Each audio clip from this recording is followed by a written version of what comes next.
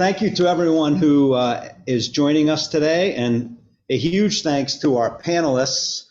We're really excited about this meeting. And what we'd like to do to kick off the meeting is have each of our panelists introduce themselves and just make a brief comment, because we're going to come back to the panel after a few introductions about why retention is an important issue and topic to you and connecting to customers. And so I know that, Josh, you've prepared a few slides. I'm happy to bring those up. And would you like to kick us off with your introduction and tell us about Retail AI Council? Sure, I'd be happy to, Ken. Thanks, and good to be here. So quick introduction on me. I'm Josh Baumrind. I'm a company growth strategist. I help my companies grow through organic and inorganic means. Today I'm here representing the Retail AI Council. And Ken, I see the slides. There we go. So the Retail AI Council is it's a retailer-led organization, and we're dedicated to helping retailers understand and get educated about the transformative potential of AI.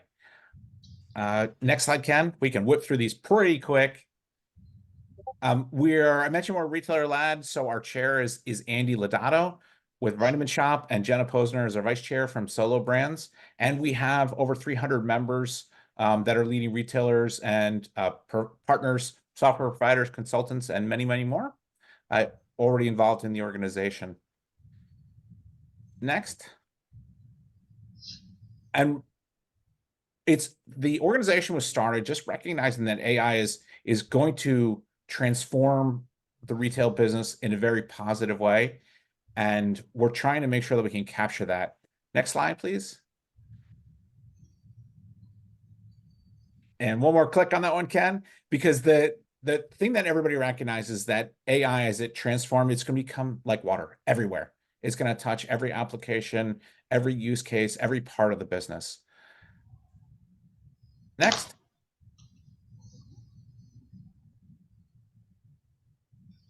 And so we're really dedicated to helping retailers understand this. And we are agnostic to size of retailer.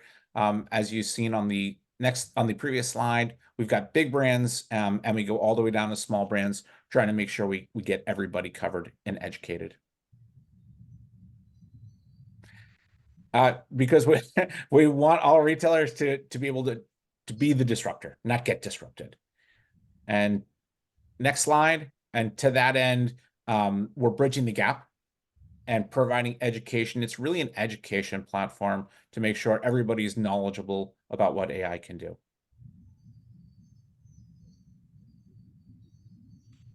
And our goals are, of course, to beyond education, we want to enable networking for all of our retailers and our partners. Want to make sure this is an information sharing platform and provide leadership and guidance, and more to come on that later on. And the cool thing about the Retail AI Council being a education platform is it's all free. So if you'd like to join, come one, come all, we'd love to have you. Come check out our site, Retail AI Council, and you can get signed up there and get education. Thanks, Ken. Perfect. Thank you, Josh. That's great. And our agenda for today, we're going to have our introductions here, and then we're going to have a brief Bluestream introduction, since we're kind of the new kid on the block. And then we'll come back to the panel, and you'll have a little more time. We'll be able to ask you some more questions, Josh, as well as the other panelists, and talk more about Retail AI Council. Chris, would you like to introduce yourself? Yeah, happy to be here, Ken. Thanks for inviting me. I'm Chris George. I'm the CEO and co-founder of Sub Summit. We run the largest event in the world for all direct-to-consumer subscription brands. So think everybody from Harry's Razors to Netflix to HelloFresh, BarkBox, FabFitFun, you name it. If you're in subscription or membership, you're at Sub Summit. Retention is so important, especially in the subscription game, because you're trying to build a relationship with the consumer. And really what's going on in the economic climate, I would say that 2024 is the year of retention. 2023 was as well. But it is, I always say, and we'll get into this more during this webinar, but the retention department should be just as big as the acquisition department. That's how important it is. Perfect. Excellent. And we're going to circle back to you as well, Chris. So Can't wait to dive a little deeper into your insights on what's going on in the market. Subscription economy is a couple $1 trillion economy now, and you've just led the world by bringing people together. We're going to talk more about that in a little bit. And then Meg, would you mind introducing yourself? Sure. Yes. So I am the co-founder of a company called The Bear and the Rat. And we make cool treats for dogs, which is kind of fun. So frozen yogurt dog treats is our core. We also make frozen dog food toppers that are thaw and serve. And we have a fun line of cupcake mixes for dogs as well. So we've been doing this since 2012. We were on Shark Tank. And retention is super important to us because you probably don't know this. No one here probably understands that frozen dog treats are an $80 million market in the US, which is kind of insane. It's a market that no one thinks about, knows about.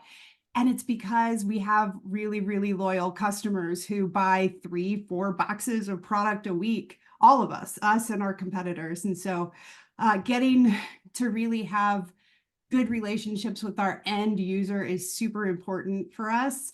And Bluestream helps us do that. Awesome.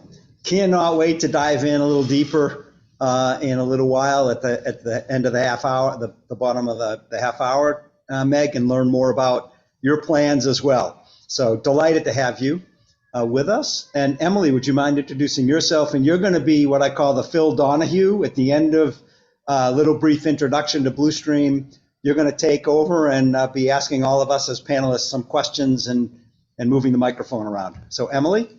Yes, my name is Emily Lagasse. I'm the VP of Marketing at Bluestream. Looking forward to moderating this great panel today. Dynamite. Okay. And I'm Ken Rapp. I'm the CEO and one of the co-founders of Bluestream. And what we'd like to do is begin with a brief introduction to Bluestream, since many of you may or may not have heard of us before. And so let me share my screen.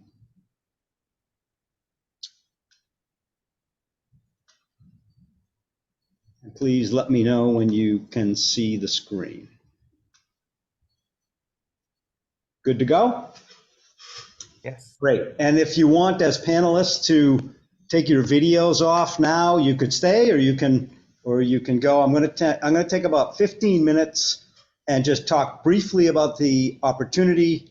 I'm going to then dive a little deeper into some use cases with what our customers are actually doing with the product ownership AI technology and the results that they're seeing. And then we'll touch on the technology. That's a whole nother webinar in itself, and happy to connect anyone who's joining us today with some of the technology leaders who can help you. And then finally, we'll wrap up with the economic impact and then open up the panel. I really want to thank all of the attendees today for taking time out of our very busy schedules to join us and participate. We have the Q&A channel is open. If we don't get to all of the Q&A from our audience and attendees, we will follow up with answers to questions in our follow-up emails and links to the video of this, or the recording of this panel discussion.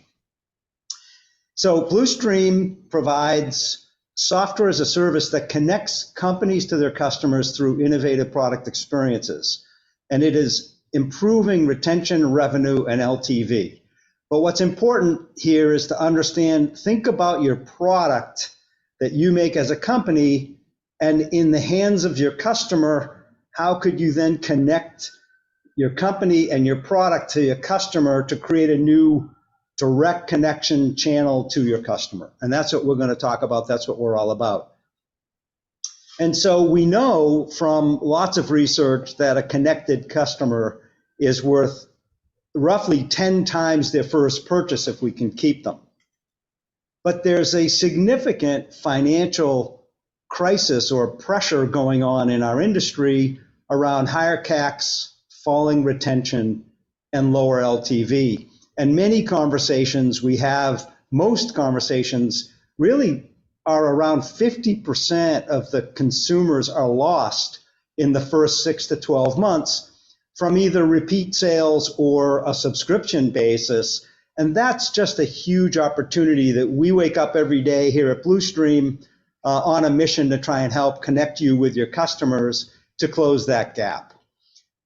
There's also lots of research and publications that closing that gap and identifying and changing this green area under the curve to move the blue line up by even as little as 5% can have a dramatic impact directly on your revenue. And so that's really how we see the world, is that we want to help you first from this business opportunity perspective. So we found that as we thought about the area where we could bring the most value, there was this unmet opportunity to use your products to actually connect and manage and measure with your customer their ownership experiences, build trust. And so what Bluestream is all about is powering product ownership with AI and SMS and other channels. And it creates this incredibly personalized customer experience. So let me dive in and show you some examples. So we like to wonder, what if the product actually could talk on your behalf as a business? Well, there are actually 3 stages of product ownership that we've defined as the areas of opportunity to create that connection. It's from unboxing. Maybe you have a guide, an unboxing startup guide. It's usage, where there's some training or education and great content you have on your websites. And then care and maintenance on how to take care of your products. And in all 3 of those stages of product ownership, if your products could help talk to your customer and guide them through a great experience, you build trust, and that trust builds retention. So let's look at a few case examples. First one here is near and dear to my heart because I'm a musician, and we work with companies in the musical band and orchestra arena. And here, let's focus on the dialogue. This is an automated dialogue. It's set up from a very simple journey. We have templates that we start from, and away you go. You plug in your logo for your company and anything that you want to customize and tailor to the links back to your content and website. And then a journey begins when the renter rents that violin. In this case, Brian and his parents have rented a violin. And prior to this piece of the dialogue or the journey, we found out Brian plays about an hour of violin a week. And so at the right moment, the dialogue starts based on the number of hours. It's time to change your strings. Would you like some help? And so he says, yes, please. And then we walk him through a video with a link that he can click to get to the video on how to change the strings. And then sometime after that, we'd ask, the system can ask, how did it go? Did you replace your strings? And they say, yes, no problem. The beauty here is that personal touch to help at the right moment after so many hours of playing builds trust and creates this retention of Brian's parents or his person who's taking the messages, because he's not old enough to get the messages, but his parent, his renter parent, is getting a lot of value out of dialoguing personally with Brian and then continuing to help Brian have a better experience. And for me, we have tens of thousands of renters and players out there in band and orchestra today, and it's delightful to me that we're on our way to hundreds of thousands of renters. And you can see here on the case study some of the metrics. In the first semester, churn reduction by 15 to 30% reported back to us, revenue increases in the hundreds of thousands of dollars for our customer companies, and purchase recommendations with 48% conversions. Now, that's a very high number, but I always think about it like when my car tells me to change the oil, I change the oil because the car must know that it's time to change its oil. And by having trust based on these dialogues, what we are able to do is offer up the opportunity for the recommended sale or purchase of the right products, whether it's rosin for a bow or strings for a guitar, at exactly the right time. And so to me, 48% will only get better as our journeys get better and we gain more experience working with our customers.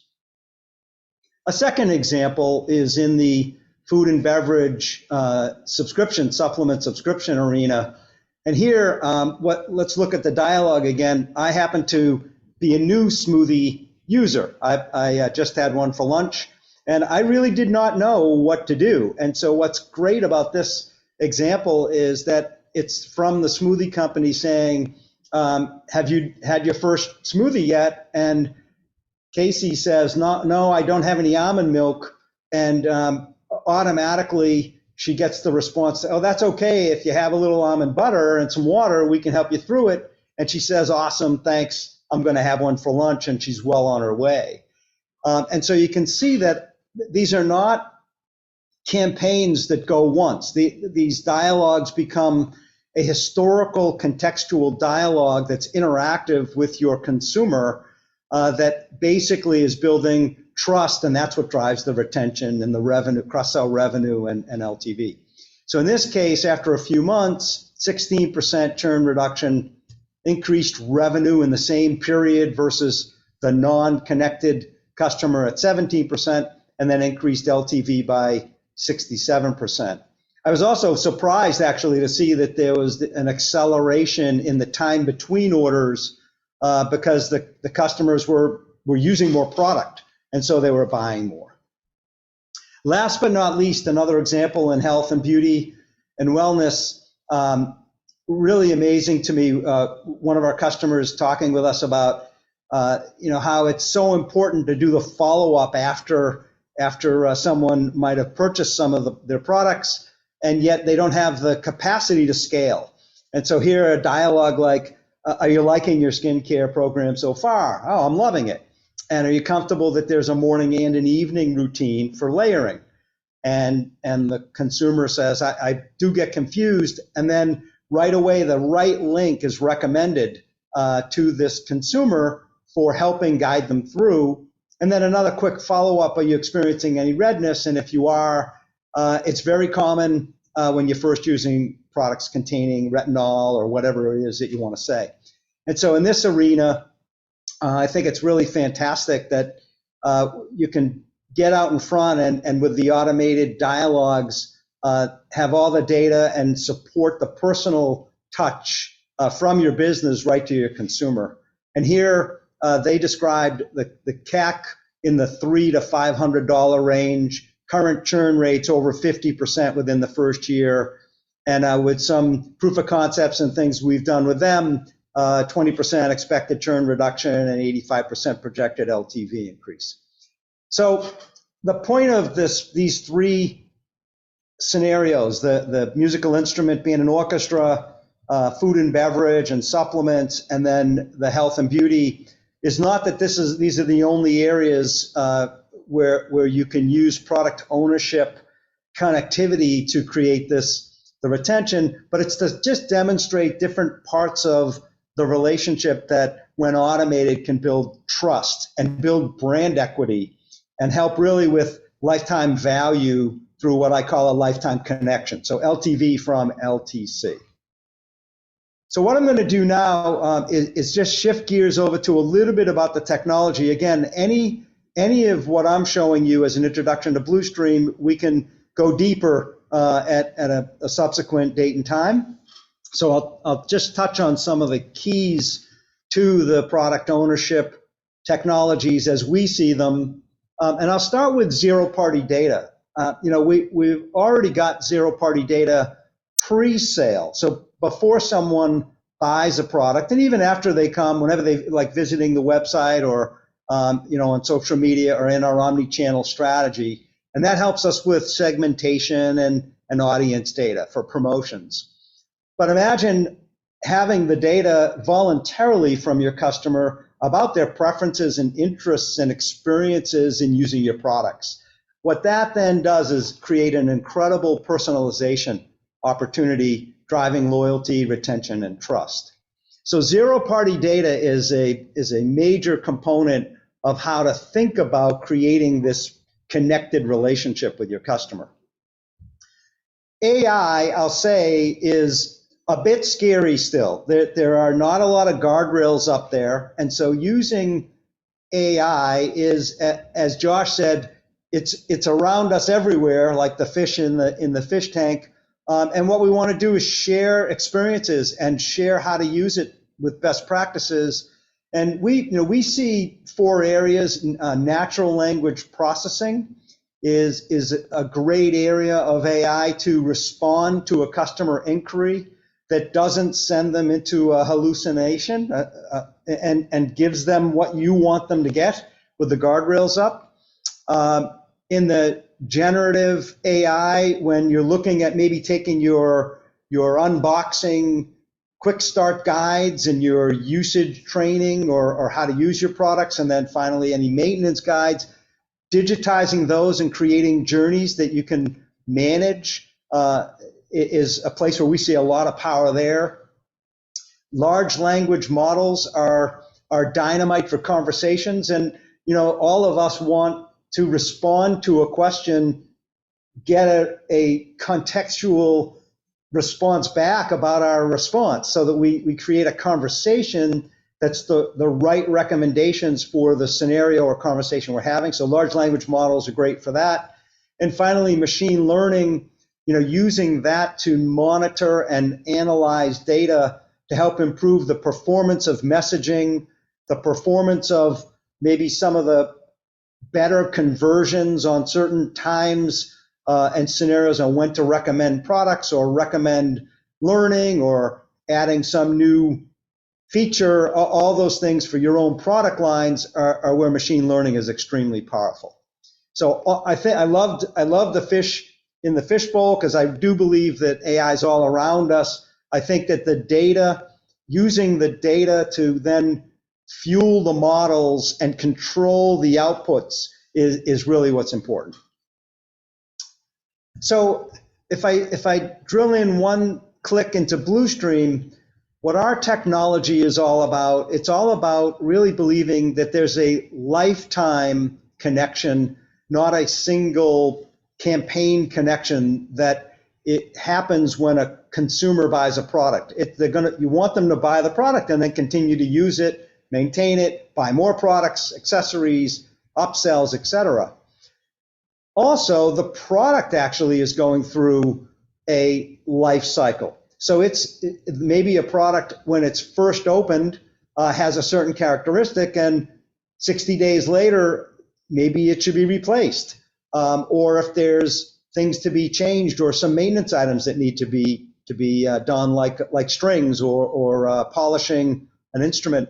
So what we've done, our cloud, the Bluestream technology is all about taking the list of product attributes that you already know as business people and company owners and brand ambassadors. You know that your products have attributes and characteristics throughout a life cycle of owning those products.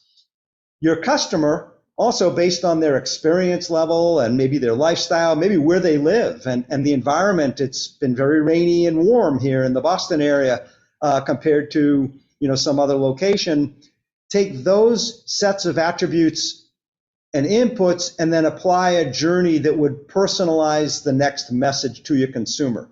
So tying together the life cycle of your product with the lives of your consumers in real time to create a personal, very highly trusted relationship between you and your customer.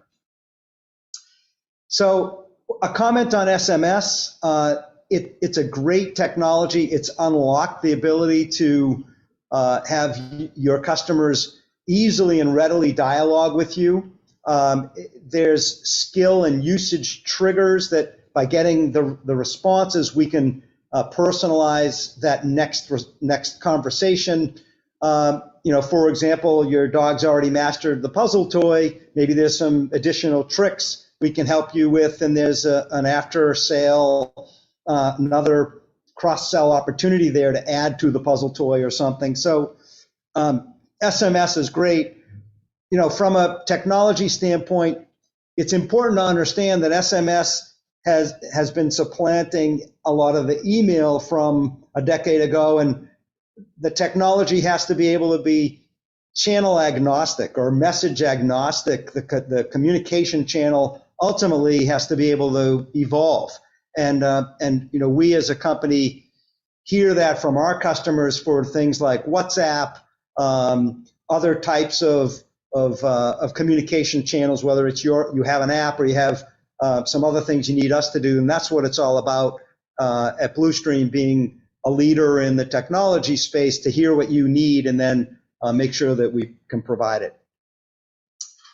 So as I bring in the Bluestream introduction to a landing, think about all the data now that is generated about the life cycle of the product ownership and that life of your product owner, from rich customer profiles, really deep, asking, providing zero-party data that you can then use to improve your business, sales and marketing, to some of the ownership data insights that could even power new products, product R&D, and directions. For example, in a particular location, if the population of your consumers have dogs that are older than 10 years old and larger than 50 pounds, certain product lines will do better in that environment than if it was just a generic environment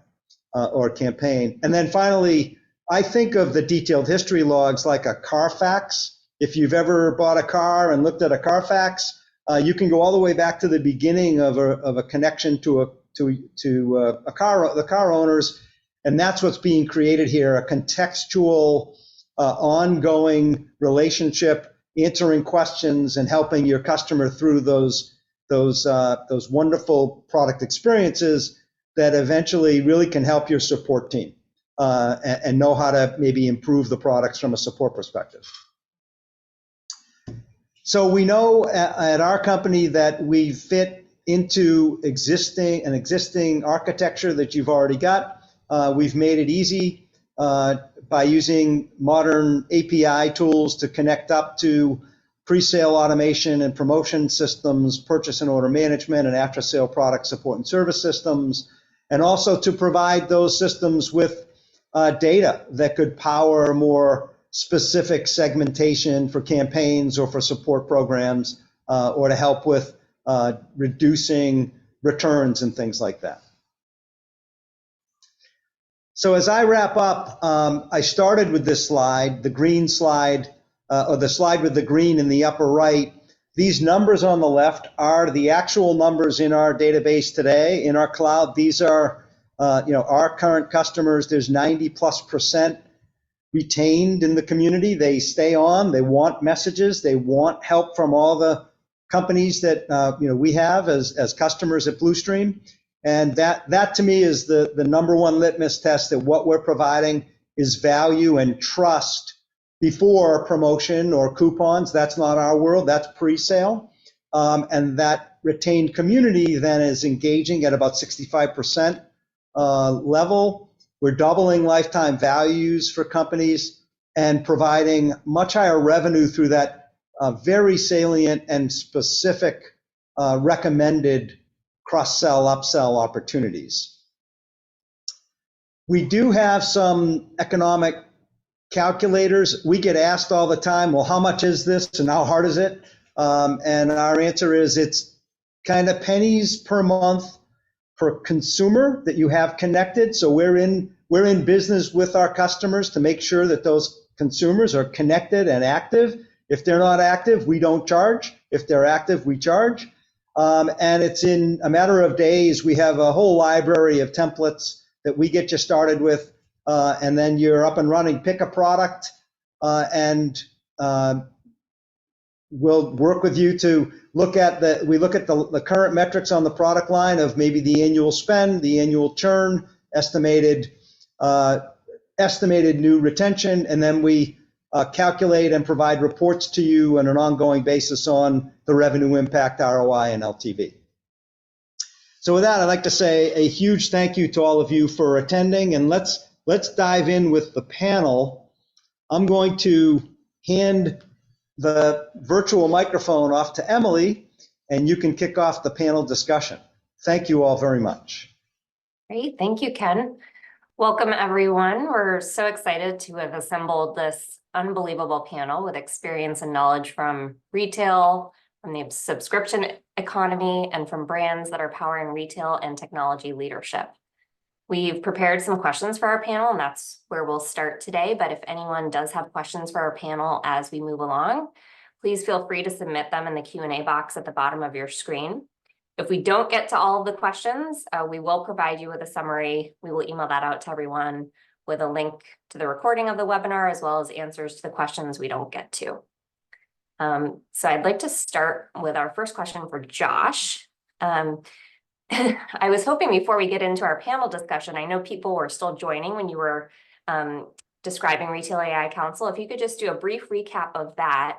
And one question I thought that might be helpful too to expand a little bit on would be if you could just touch a little bit on the specific kind of education and resources available to folks who join the council. I think that would be really helpful.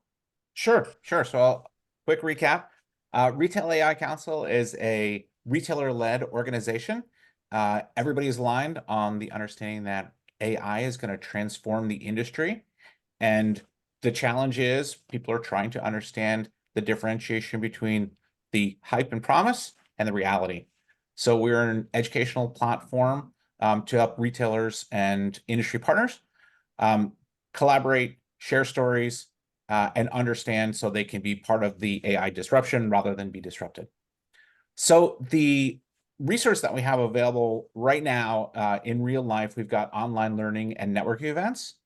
And coming soon, we're going to have industry event discounts, free online education courses, and even more case studies and much, much more. And then almost as soon, online demos to see AI in action, including hackathons and more. And it is all free. So there are no barriers to entry. Come one, come all. Great. What an excellent resource. I know AI is such a hot topic and everyone wants to learn how to leverage that for their business and maybe isn't sure where to start. So we'll certainly be including a link and more information about how to join in our follow-up email to everyone. So the second question I have is also for you, Josh, and then we'll ask the rest of our panel to chime in with thoughts. Okay. So this question is, what do you think is driving the retail industry to use technologies like AI and SMS to create more personalized experiences with their customers, both pre and post sale? Yeah, so I think there's two factors here. One is from the customer perspective, and the other one is from the business, and that's the unit economics. So from the customer's side of the equation, skyrocketing customer expectations for both immediate information coupled with one-to-one personalized experiences driven by AI and data. And then for the business itself, the unit economics, companies are lightning focused on their cost to acquire and their ability to generate repeat business. And this speaks to the customer satisfaction, which really drives the company's growth and ongoing expansion. Great, thank you. Yeah. Chris, Meg, or Ken, anything to add there? I think Josh knows the AI the best. So Great. All right. Well, our next question here is for Chris. Chris, I was hoping that you could tell us a little bit more about Sub Summit and why companies attend, what the format is, and also any themes you see emerging at this year's conference. Yeah, and I'll be quick on that. As I mentioned initially, we've built the largest event for all direct-to-consumer subscription brands. So if you're in subscription or membership, you want to be at Sub Summit to be able to network with other leading brands like Netflix, Harry's Razors, BarkBox, HelloFresh, Blue Apron, you name it. But also to be able to identify new solution providers like Bluestream those that can help you build and grow your business and help with retention, help with acquisition. And if you're not in subscription, that's where you would go to learn about how to build the subscription model. It is still very, very new. And in order to compete with Amazon and Walmart, you've got to build an experience that you can't get on a retail level that happens with subscriptions. Excellent. Well, I know Bluestream is planning on attending in June, and we can't wait to learn more at the event. Our next question is also for you, Chris, and it's about subscription-based businesses specifically. So the name of this event is the Retention Roundtable. And at Bluestream, we have come to understand from a lot of our customers who have subscription products that they lose over 50% of their customers in the first 6 months and definitely within the first year. And I was hoping you could speak a little bit about why you think so many subscription businesses are losing that many customers in their first year. It's probably even quicker. It's probably 50% in the first 3 months.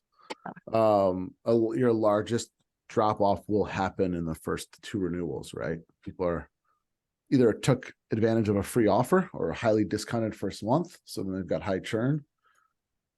But there's multiple reasons. If you think about subscriptions, you've got to provide one of 3 things. You're either going to provide value, convenience, or access. The success of Netflix is its original series. Right? If you want to watch Stranger Things, you have to have Netflix. There is no other way. If you want to watch Thursday Night Football, you have to have Amazon Prime. Amazon Prime's largest day was the very first Thursday Night Football game. That was their largest acquisition day. And if you look at something like Harry's Razors, they're giving you the convenience of delivering razors to your home on a monthly basis, so you don't have to think about that ever again. And they're also giving you value. So in order to have success, you've got to first provide one of those 3 things. Retention comes into play when you're not able to provide one of those three things. Let's say on like a more of a necessity level where it's a want to have. And so now you got to build a relationship with the customer. And so what happens with a lot of brands is once they get a subscriber, they then forget about them and they focus on getting another new subscriber versus how do we enhance that experience with the subscriber so that we can continue to retain them? How are we consistently communicating with them? How are we consistently providing value outside of the actual product offering? And that's where you see the biggest problem with brands is they acquire a new customer and then they're no longer as important to them because they're just continuously trying to find new customers. It is 5 times easier to retain one than it is to acquire another one, right? And those ones that you acquire, if you can get that stickiness to like an under 10% churn, they're likely to recommend you to somebody else. And referrals are probably the best form of marketing communication. And so I think that's the biggest pitfall. It's like, what's the product offering? How are you continuously trying to engage that customer? And are you continuously like surveying them and identifying whether or not they're satisfied with the product so that you can make adjustments to it? That's another big thing. That's really great information. So it sounds like really understanding and knowing your customers and being able to provide them the value, the convenience, the access, and continuing to communicate that value with them is really important. Yeah. So our follow-up question for you, Chris, is what is your opinion about shifting the focus from pre-sale to after sale? And I know you just touched on this a little bit, but if you could expand a little bit, specifically how businesses might do that using AI, SMS, and other tools. Yes. So I don't think there's a shift. It's an ad. It's not and or one or the other. You've got to do both, right? And so the way I see retail and e-commerce using AI pre-sale is being able to identify the customer's needs the minute they land on the website, right? And so if you think about a retail location, when you walk into a retail location, there's usually probably somebody that can help you out. You're greeted by somebody like, hey, like, how can I help you today? But when you've got 50,000 users land on your website, you cannot touch all of those users. And using AI, you're going to be able to have that opportunity to touch them in some way, shape, or form, and or making sure that you're presenting the correct product to the customer. So something that I believe needs to be built, and if I had the bandwidth and the dev team, I would probably do this myself. But when you think about, and there was somebody else that I was talking to about this that had mentioned it to me, and then I sort of felt like we, was able to take this to a different level in the way that we're thinking about it. So If you think about one thing that every website knows is where you're located, right? At a minimum, they're going to know that information. If they don't know anything else, they know where you're located. So if I'm on Scott's Miracle Grow's website and I'm from Michigan and I land on their site and I'm looking at fertilizer, it should present to me different fertilizer than somebody who lives in California or Arizona because of the weather temperatures, right? And so now I'm not wasting time going through different product offerings. If I'm shopping on Lululemon and it's 37 degrees here in Michigan, they shouldn't be showing me shorts and t-shirts. They should be showing me winter outdoor gear. Now, over time, you're going to gather a lot of first-party data, which should allow you to make better decisions and options. When I land on a website, they should not show me anything other than the size XL, right? What's available in XL? Why am I looking at shirts? And then I go to look at the size and oh my God, this color is not available in XL. I shouldn't have to do that, right? And so AI is going to help fill the gap there and helping consumers make better decisions when they land on the website ahead of time. As they learn more information, as they learn more about their buying behaviors, not only can they do that, but then they can also present other products. It's no different than when you're on Netflix and you watch a show and it's like, you might also like this, right? Well, imagine really good partnerships with HelloFresh when you're on HelloFresh's website and they have identified that you have a pet. Well, you might like Farmer's Dog if you like HelloFresh, right? Fresh food delivered. There's where the opportunities lie. That allows you to touch the consumers on a mass basis, and that's how you compete with retail. On the retention side, I'd already touched on it. The department has to be just as big. So on the AI side, like with what Bluestream's doing, it's allowing you to communicate with all of them at mass scale. And using AI tools to enhance that experience post-purchase is going to help with retention and reducing churn. So to answer your question, it's got to be both. Yeah. Both heavily. Absolutely. And I love that analogy you gave with Netflix and applying that idea to all of retail and everybody knowing their customer that well and being able to make those specific recommendations at scale. So opening this question and this concept up to the panel, I'd be curious to know if anyone else has an opinion about using the product as the glue to change that game rather than focusing on promotions. Chris, I know you mentioned a lot of times when you're leading with promotions, that leads to high churn, and we certainly see that as well. So how can people use the product as the glue to help change that game to retain customers? Just continuously surveying the customer and making sure that they're satisfied with the product offering, right? So we think as founders and owners, as marketers, like we might think we know the answer. The truth is the customer will tell us. So as long as you're consistently surveying them and then you're adjusting the product offering, that's the way you're going to do it. And if you can't make any adjustments, at some point they're going to stale out, right? And or if they are churning, then you have to make the adjustment. Otherwise, you're going to continue to have low churn. Education too, I think, is key. Sure. I have a simple frozen yogurt dog treat, but it's not simple because it has prebiotics and plant-based digestive enzymes. We know from our 50,000 social media followers, when we start to talk about that in a mass way, they sort of zone out. But when we talk one-to-one about that, then we have lifetime customers who are buying 4 boxes a week. So it depends on how you say your message sometimes. And when you can be super specific and replicate yourself through SMS, we've found really good success with that. Yeah. And I'll add on to Meg's. I mean, when you start talking about a product that's a considered purchase decision and a little bit complicated, you can start leveraging AI to understand from a retention rate what products are considered purchases and what need more education for the consumer. And then in that context, you can do things both on-site pre-sale and then post-sale with products like Bluestream to help make sure that that customer is having a good experience when they receive their product, and an open dialogue and conversation with that customer to ensure that they get the most out of the product and then retain and repurchase. I'll just echo what you guys are saying. And yesterday I had a conversation with one of our largest customers, and she said, to what you guys are saying, retention is the #1 priority because they've already got the front end going. I actually think, Chris, to your point, the data we have now will help a consumer who comes to your website, even after they're an owner, to provide that personalized experience to that consumer. So don't do it again. Don't keep asking me the same question or sending me a survey. Give me a score of 1 to 5 when I haven't even got the product yet, or maybe it's the 5th product I have. I've already given you 3 5-star reviews. So all that intelligence is that's the beauty of our future. That's where I think the technology is going to enable the use cases that we'll all define as business leaders. Thanks, Emily. Yeah, excellent.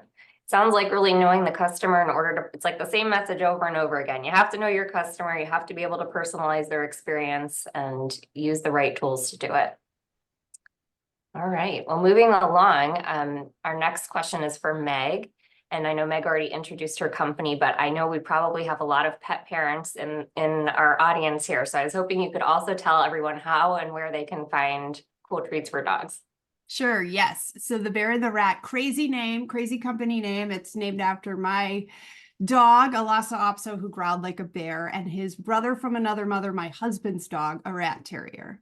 So we find that because those are our dogs and we can talk about them in an authentic way, we can communicate really easily with our customers. Just, well, tell me about your dog and I want to hear, So it's kind of fun having a crazy name because it's a conversation starter and a way to connect with our customers. Yeah, you can find us at a lot of retail, Whole Foods, Sprouts, 3,000 independent pet stores, and several cool banners like Wegmans and Harris Teeter. So yeah. Yeah. I know I always get excited seeing your products on shelves in the freezers and locations. And I was actually in Maui earlier this month and I saw the Bear and the Rat at Whole Foods in Maui. That's so exciting, especially because we've known each other for a long time. And yes, I mean, when we first started, we've pretty much known us as long as that. So yeah, I mean, having a frozen product and first bootstrapping and going on Shark Tank, and a frozen product is no joke to move around. It takes a lot of resources and a lot of capital.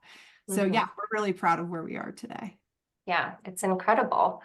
And, I found myself while I was standing there thinking about brands like yours who are, predominantly sold in retail, sometimes across oceans from where your customers are buying their product, and thinking about how you establish that direct connection to your customers.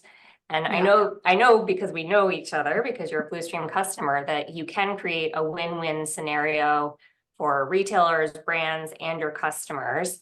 So I was hoping you could share with everyone just a little bit more about how you use product ownership AI to create that lifetime connection that benefits everyone in your supply chain there. Yeah, so digital communication is super important to us at the Bear and the Rat. We do have a thriving social media community of pet lovers, which is great. But as I mentioned before, we get a lot of DMs that are very specific. My dog is this or has this, and what do you think about this? And after a while, we just kind of distilled, well, what are those kind of questions we're getting, and how can we replicate ourselves so that we can get a lot more people having these conversations? Because what we noticed is that, these 5 or 6 conversations that we're having really did lead to super raving fans. And so fans that would be engaging with us and telling other people about us. So that's why, we started working with Bluestream, and it's been a super great experience, and one that we look forward to building as we bring on new products. I know that's something that Chris touched on earlier as well, the importance of, building such a strong connection with your customers that they refer more business to you. Yeah. Well, and it's interesting though, we've been doing this a long time, and it really is interesting, the power of one-on-one communication versus here's my message spread across social media. It doesn't always have the same effect and the same power. And yeah, but you can't obviously communicate with 50,000 people or more, just like Chris was saying. So how can you figure out what are those important pieces and then get it out there? Yeah, there's something called the subscription death curve. We actually have a full segment about it that Jay from Bold had talked about. But unless you're over a averaging 1 point, I think it's 1. If you can't average at least 1 customer referral per customer, you will eventually hit the subscription death curve where you will plateau out. But every like decimal point increase is like an exponential growth, like a hockey stick. So it's just interesting. And the more you can be able to communicate, the better experience you provide, as Meg was saying, the more likelihood that they are to recommend it to somebody, which gives you the opportunity to not hit that death curve. Great insight. Thank you. So I know we're just about 8 minutes left here in our session together. So I'd love to switch gears to Ken, Bluestream CEO. So Ken, I know you've been a serial entrepreneur, building multi-billion-dollar industries in white spaces. And if anyone has ever taken medicine for anything, Ken's technology companies have probably been behind that science. And so I know that you've certainly experienced a lot of challenges leading different industry disruptions. And I was hoping you could share just a little bit about those challenges with everyone. That just means I'm older than everybody else. That's all that means, is I'm old. No, I'm happy to answer that. But I'd like to go back. I think when we first started Bluestream, something, Meg, you touched on really was amazing to us.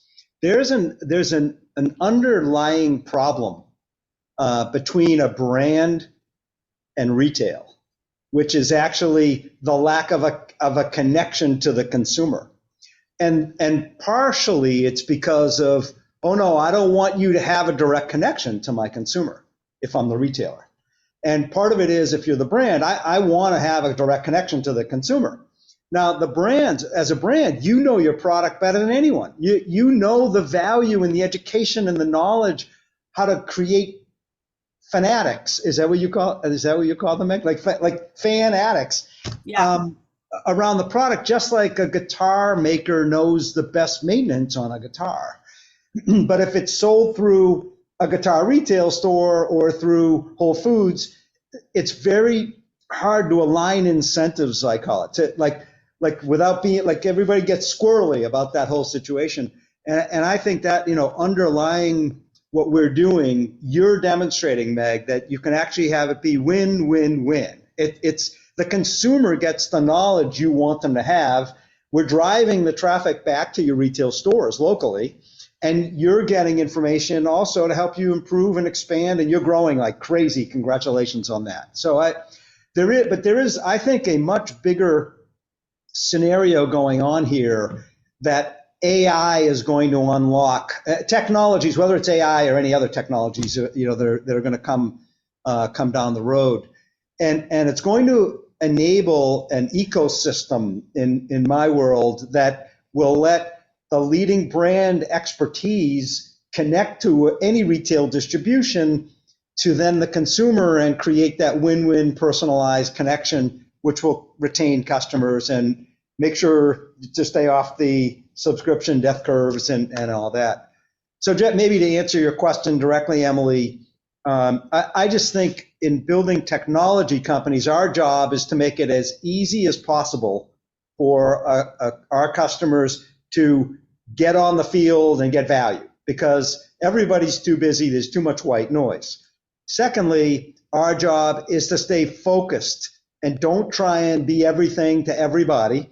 And by staying focused, we'll be your great technology partners to the industry by making what you need, tools, training, forums, roundtables like this. I mean, and this is what it's all about. And so I think, if you'll allow me, I'd like to wrap it up and just say, everybody can have 4 minutes back in their day. But by saying to our attendees, thank you for coming to this panel. If you look at who's on the screen right now, we've got expertise in the subscription economy, that's eclipsing $2 trillion. We have leading brands that are growing so fast. When we first got on earlier, Meg was like, okay, where am I now? Because you guys are cranking. You're going to see the Bear and the Rat, everywhere. Josh, you guys are trying to help us by with Retail AI Council, have a place to share the knowledge as we grow and learn together. And Bluestream is, lucky enough to just be a facilitator of adoption, practical adoption, to get the value out of these technologies as we go. So I look forward to doing this again. We will follow up with answers to some of the Q&A that we had online here, but I'd like to bring it in for a landing if we can. And Emily, as usual, fantastic moderating of all of us retention roundtable participants. So with that, any closing comments? I really want to say thank you to everyone. Happy to be here. I'm grateful that you guys have us on the show. Yep. Thank you. Thank you. Perfect. Well, with that, to our audience and our panelists, have a fantastic day. Thank you. Thanks, guys. Thanks, Ken. Thanks, Emily. Bye. See you guys. Thank you.